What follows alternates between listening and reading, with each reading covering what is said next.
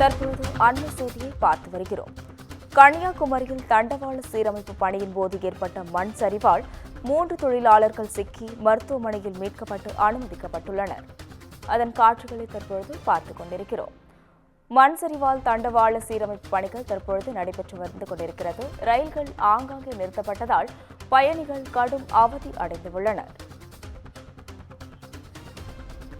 இதுகுறித்த கூடுதல் விவரங்களை செய்தியாளர் பிரின்ஸ் வழங்க கேட்கலாம். வணக்கம் பிரின்ஸ், உங்க விவரங்களை பதிவு செய்யலாம்.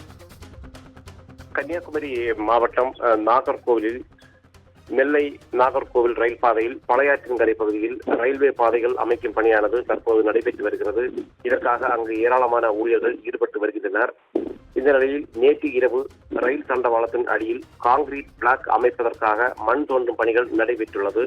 இந்த பணியில் ஏராளமான தொழிலாளர்கள் ஈடுபட்டிருந்த போது திடீரென மண் சரிவு ஏற்பட்டதாக கூறப்படுகிறது.